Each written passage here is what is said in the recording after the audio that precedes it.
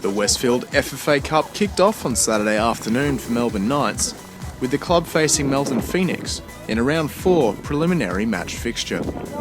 With all early round Doherty Cup fixtures now rebranded as FFA Cup qualifiers, the encounter was also the club's first step in defending its title as Victoria's Knockout Cup winners. The Knights' opponents on the day, Melton Phoenix, came into the bout on the back of a round 3 victory over Keilor Wolves, where they required extra time to snatch a single all-important goal to advance to Saturday's fixture.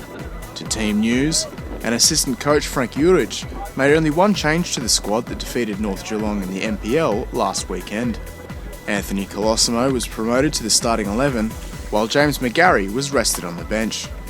The other piece of squad news was the inclusion of Jacob Colosimo amongst the substitutes, who continues to make his recovery from his season-ending knee injury. Knights kicked off the first half of football and didn't take long to start their attack on Melton's defence. Barely 6 minutes into the contest, and the away side fashioned their first chance through Stipo Andrijašević, whose long-range effort stung the palms of Phoenix's Chris Vasilo.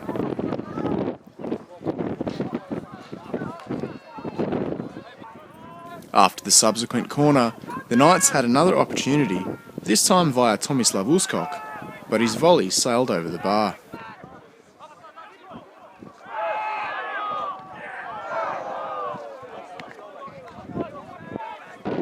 But it was the club's third bite at the cherry that proved to be most effective, when in the 9th minute, Adrian Zara broke the deadlock after an Andrijašević lob across the face of goal.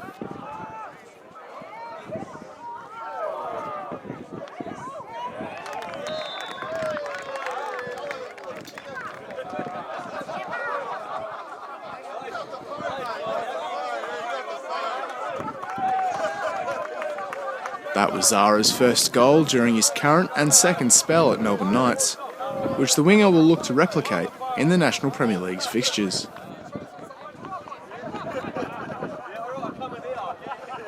The Knights didn't rest on their laurels after taking the lead, and 5 minutes later should have been 2 goals up, was it not for a point-blank range save from Vasilo.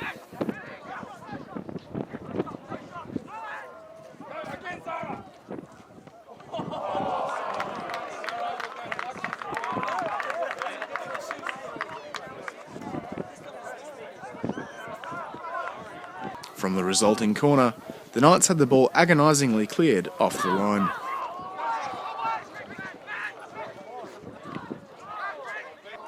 "22 minutes into the game, and Ben Suri tested his luck from range to no avail.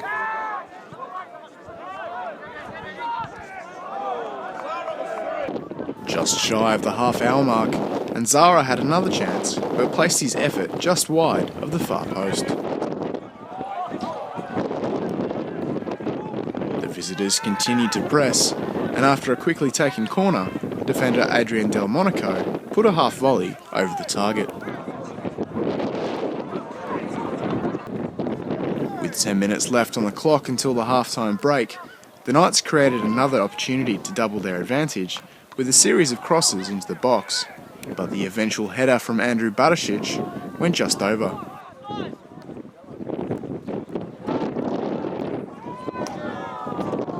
The ball did end up in the back of the net not long after.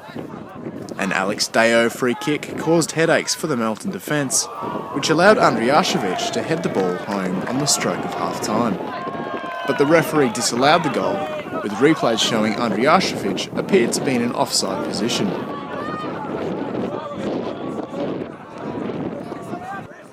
Like they did in the opening period, the Knights didn't take long to find the back of the net in the early stages of the second half. Some good wing play from Colosimo and Brekalo caught the Phoenix defenders on the back foot, with Andrijašević eventually laying off the ball for Barisic to strike.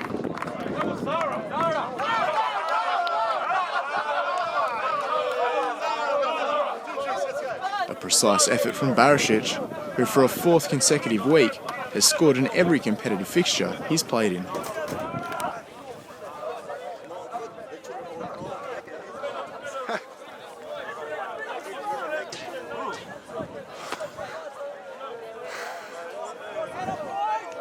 The Doherty Cup winners continued to show no mercy after bagging their second goal, with Deo offered a scoring opportunity on the 54th minute mark, but Vassilo managed to block the ball on the line despite having his view impeded.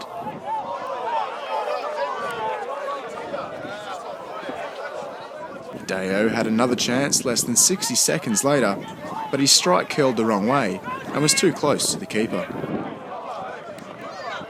On the hour mark, Zara put a volley wayward, which was his last impact on the game before going off. After a number of substitutions, the Knights finally found their third goal of the afternoon during a passage of play, which was started by a Tomislav Uskok tackle. Deo was eventually found out wide, who then put a dangerous ball into the box that forced a punch from Vassilo, before Barisic thundered a volley into the left corner of the goal.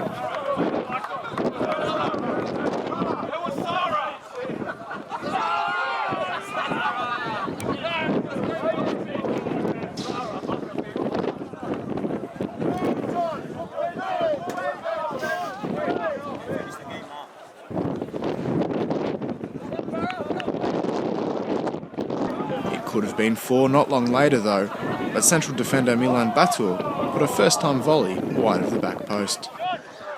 In the 71st minute, Melton Phoenix finally fashioned their first chance through Jason Moody, but the skipper's hit trickled wide of the far post. With 15 minutes remaining, a bizarre moment took place when the referee halted play to change his footwear, which drew cheers and jeers from the Melton faithful. But that didn't deter either side, with Andrijašević having a header saved not long after. 5 minutes out from the final whistle, and the Knights wrapped up the contest, when a good Talajic square ball across the face of goal set up Barisic to tap home, confirming his first hat-trick on his return to the club, where he earned his first professional contract.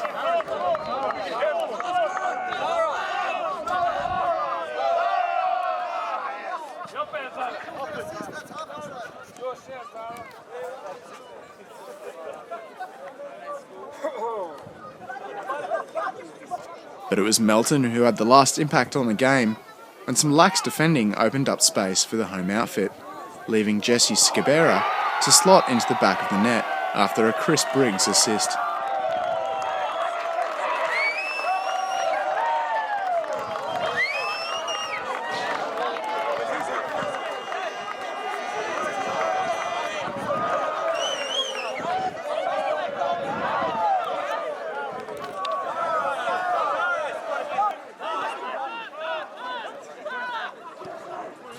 So 4-1 it finished in favour of Frank Juric's outfit, which secured the club's fourth win from 4 consecutive matches.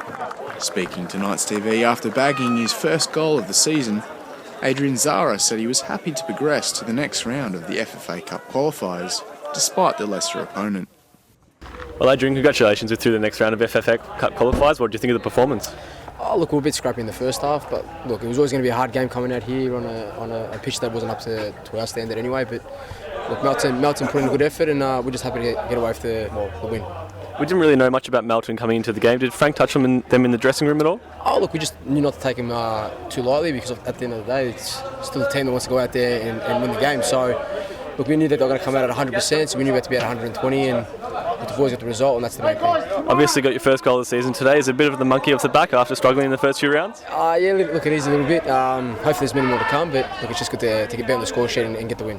You mentioned being a bit scrappy in the first half. All of our goals have come in second half, apart from your goal today. What do you put that down to? I think we're just forcing it, and we're a bit unaware of how much time we have and how important it is just to play football. We're in too much of a rush, but look, the boys came out second half as we have in the last 3 games in the league, and we put the ball away, and that was the main thing. Now, is there any certain aim to get through what stage of the FFA Cup?